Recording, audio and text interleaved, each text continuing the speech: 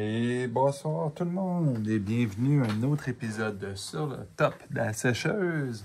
C'est les deux mains de Dr. Jean Bonius qui vous disent bonjour, bonne soirée ou bonne nuit.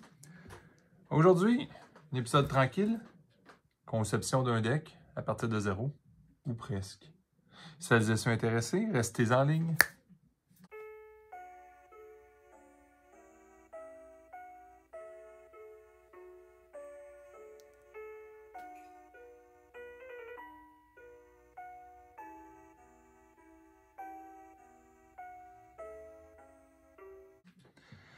Bon, merci tout le monde.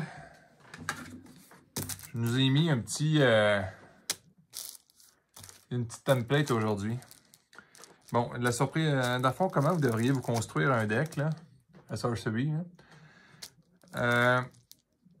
Souvent, des jeux comme Magic et compagnie, on va choisir un concept, puis après ça, on va construire autour. J'ai moyennement le goût de faire ça ce soir, parce que j'en ai pas mal de tous les concepts possibles. De toute façon, vous le savez, à Sorcery, on finit toujours avec un élémentaliste, point final. Ou pour pas insulter nos amis, un archimago, là, mais tu sais, sinon... Fait que, mais ce soir, j'aurais le goût de faire un deck qui aurait un semblant de performance. Puis en même temps, pour donner une chance à ceux qui veulent commencer à jouer, pour leur montrer comment le jeu marche un peu, tu sais. Fait que je vais faire un choix d'avatar, OK? Et j'ai nommé notre ami Avatar of Fire. Je le tape, je joue ou je pige un site. J'ai pas surpris personne à date, j'espère. Je le tape ce tour-ci. Les Firesight, donc les sites de feu avec un triangle, on va dire, rouge. Dans la main, sont aussi des boules de viande. C'est quoi une boule de viande? C'est ça ici. C'est un projectile qui coûte seulement 4. Donc. Puis, c'est une blague, hein, c'est énorme, là, 4, c'est pas bon. Là. Vous shootez un projectile. Où est-ce que ça va toucher? Ça fait 4 de dégâts. Mais en splash, dans le fond, 2 de dommages aussi aux unités à cette location. Le concept, c'est pas que la Fireball, c'est la meilleure carte au monde. Là. Ça coûte 4, on s'entend, puis ça fait un dégât modéré, puis ça va en ligne droite. Le concept, c'est d'essayer de faire de quoi pour rendre cet avatar-là, qui est probablement le pire avec l'Avatar of Fire, le rendre potable, puis peut-être amener un jour de s'imaginer qu'un tournoi, ça serait faisable d'amener. Peut-être pas en finale du championnat du monde, là, mais en tout cas. Le concept du deck. Fait que dans le fond, une fois qu'on a choisi, on va choisir un concept. T'sais, on va mettre ça ici, là. Puis la boule de viande, là, je joue pas avec, hein, dans le sens que c'est juste pour montrer aux gens, quand je vais la jouer, je vais pouvoir dire, regarde mes sites, c'est ça. Fait que s'il y a des gens qui cherchent le texte, mais officiellement, j'en mets même pas dans le deck, le concept, c'est de jouer un deck d'aggro. Parce que, tu sais, le numéro 4, la vitesse, aggro ou contrôle, ce genre de bonhomme-là, là, c'est aggro. Là. Sinon, j'en reparlerai après, là, mais en tout cas. Puis après ça, le Card Advantage, qu'est-ce qu'on va faire? Parce que son habilité est techniquement horrible. Comment on va faire pour être capable d'un jour, dans un tour, lancer deux Fireballs peut-être? Ça va rester à voir. Je vais vous montrer un petit peu ce que j'avais en tête. Fait qu'on va commencer comme ça. Fait qu'au moins, je vais m'en aller vers de l'aggro. Parce que l'Avatar of Fire, si on jouait contrôle, on essaierait de ralentir le match jusqu'à temps de se rendre au tour 8 ou 8 mana. Okay? Puis qu'avec 8 mana, on pourrait lancer 2 Fireballs par tour. Correct, mais il y a 2 problèmes à cette chose-là. 1, 2 Fireballs par tour, c'est pas si bon que ça. Ça ne te fait pas gagner le match automatique.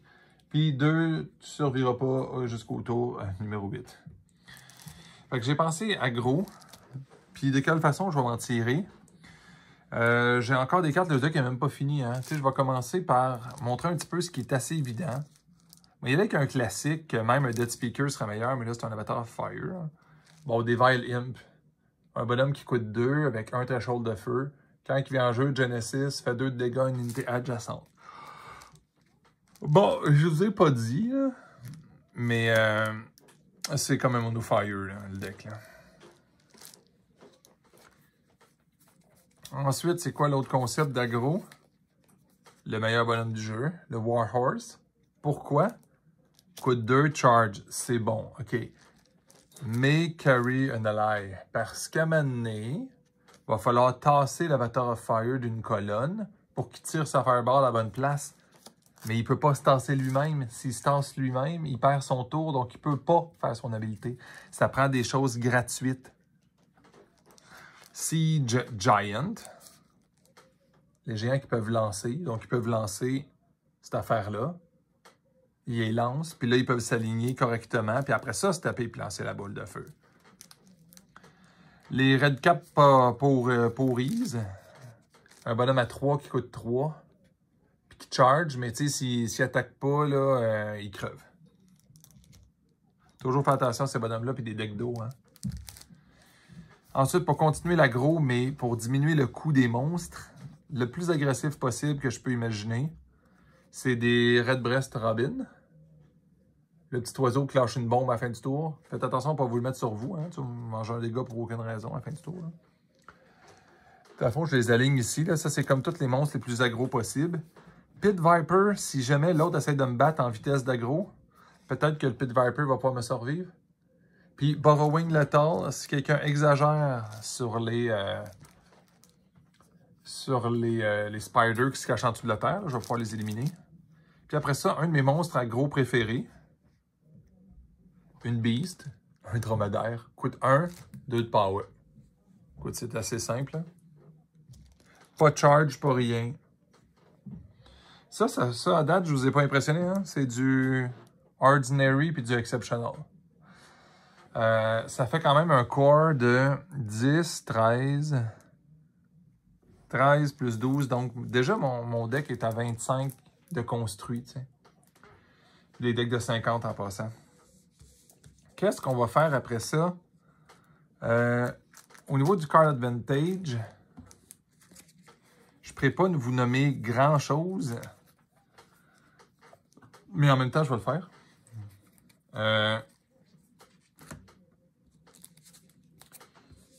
Card advantage. Pact with the Devil. Soit que lui, il perd ses moitiés de points de vie, je pige 3 cartes. Ou bien, puis en passant, c'est 3 cartes, là, tu peux piger 3 terrains. Là. Ou bien, tu sacrifies un Spellcaster, ce qui fait plus de sens. Mais à date, vous n'avez pas vu de Spellcaster dans ça. Hein? Ensuite, ça ne veut pas dire que je le joue. Je ne suis pas encore décidé mes Peasant Revolt. J'ai pas tant de unique et de élite. Vous allez voir avec les sites, c'est quoi le concept aussi après. Orb of Valberite, Card Advantage, ben je fais une Fireball, ça en fait 2. Puis après, à un moment donné, je peux quasiment m'asseoir là-dessus, puis c'est fini. Là. Les élites, Monstrous Lion, Charge, il ne peut pas attaquer les sites. Dead Dealer, ça wipe tout le monde, ça peut être un certain Card Advantage éventuellement. Card Advantage encore. Faut que je sorte de quoi? Ça va me prendre des petits spellcasters. Parce que si je mets pas ça, il y a quelque chose qui va me manquer en quelque part, je vous le dis. Je vais manquer de possibilités de faire de la magie comme à outrance puis plus loin. J'hésite encore à mettre les oiseaux qui explosent, ben les genres d'abeilles qui explosent. Là. Sont-ils alpha, eux autres au moins? Même pas. Oh, incroyable. Ouais, c'est pas particulièrement puissant, là, l'Alva Salamander. Là. Il prend pas de damage des Fire Spells. Si je faisais exploser ma Fireball dessus, ça serait pas si pire. Là. Par accident. Mais c'est un Fire Spellcaster en même temps. Tu sais, c'est pas très agressif, on s'entend. Là, tantôt, j'étais à 25, 26, 27, 30, 34. Fait que j'ai encore 16 cartes. Oups, excusez. Va falloir avoir un peu de contrôle dans le jeu, là. Just a Rock. Bon, je suis pas obligé, là, mais faut se débarrasser des aberrations dans le jeu, là. Scorched Earth. Quand l'autre exagère à me foncer dessus, quelqu'un pourrait dire « Oui, mais ça se peut pas, docteur. Tu joues aggro dessus, fonce sur l'autre tout le temps. » Je vais vous dire pourquoi. Un, quand ça va très mal, ça peut être bien le fun de faire tout péter. Mais c'est surtout, des fois, tu veux diminuer la quantité de tes sites. On va vous montrer pourquoi. Disintegrate parce qu'il y a du monde des fois qui mérite d'être banni. D'où l'idée des salamandres. Parce que c'est nearby. Donc c'est banish puis nearby. Ça, c'est les deux mots-clés qui sont dangereux. Là. Puis infiltrate pour voler les monstres méchants de l'autre. Ça peut faire une méchante différence dans le game. Fait que là, on était comme à 27, 30, 34, 35, 36, 37, 38, 39, 40, 41. À 41, après ça, on se ramasse pas mal dans... Dans quoi?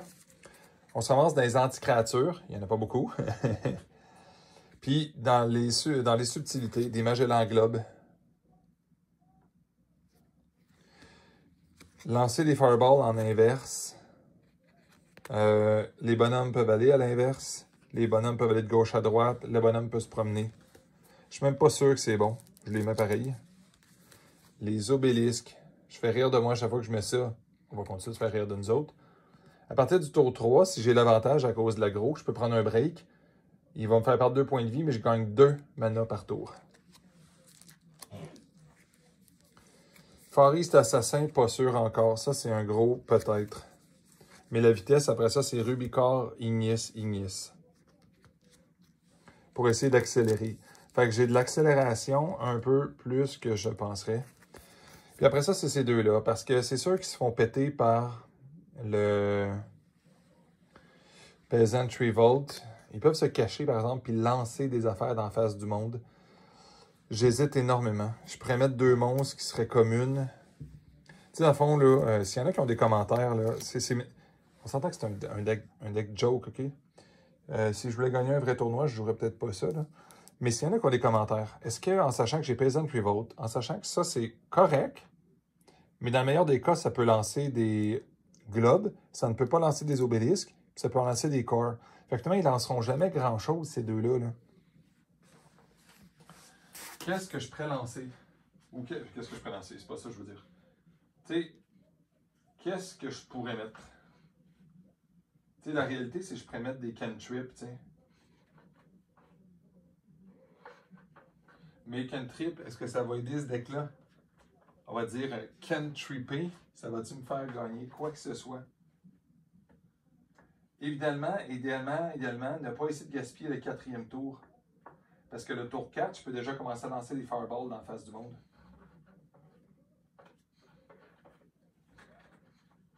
Beaucoup de decks maintenant aussi ont des situations. J'avais pensé mettre ceux-là. Très très bons monstres qui ne peuvent pas se faire brûler.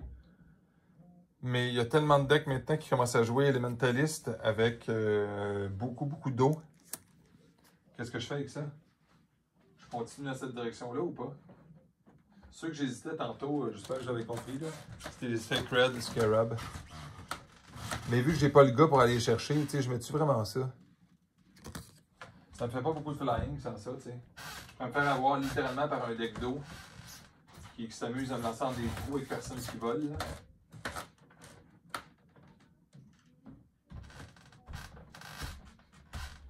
Si je mets des spells aussi, est-ce que tu sais, des spells de dégâts, je mets tout ça?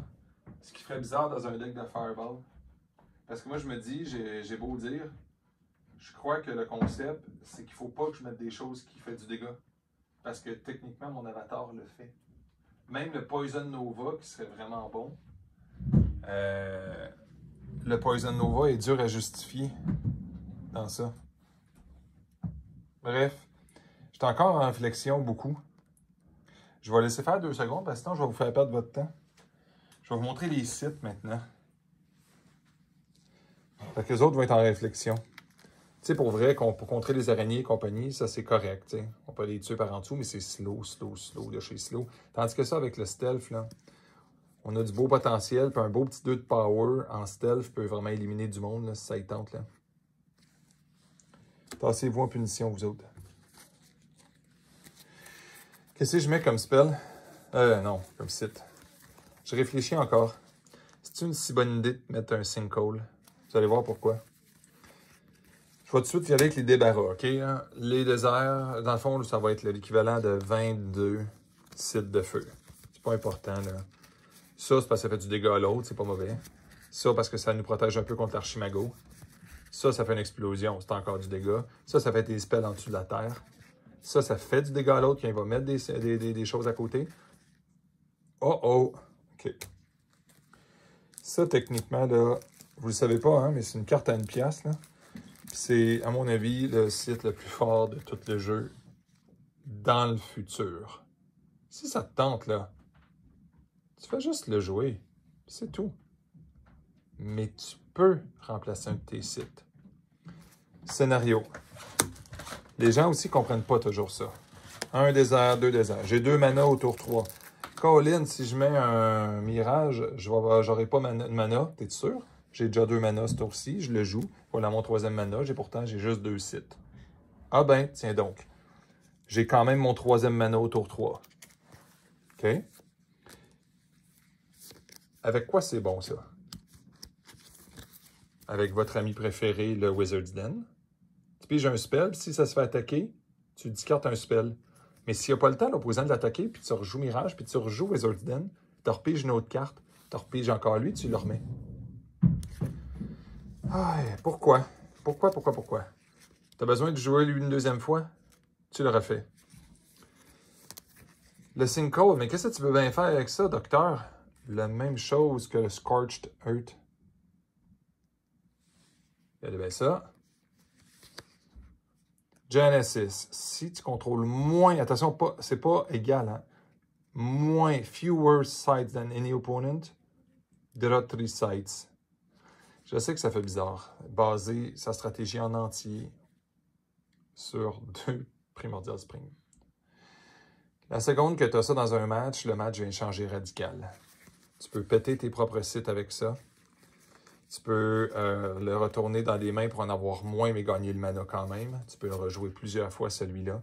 Tout ça pour piger continuellement des quantités monstres de sites pour en pitcher à volonté d'en face des gens. Le pourquoi, après ça, je veux jouer des monstres qui coûtent vraiment pas cher. Parce que je n'aurai pas 500 000 mana à maner si je peux arrêter à 5 mana.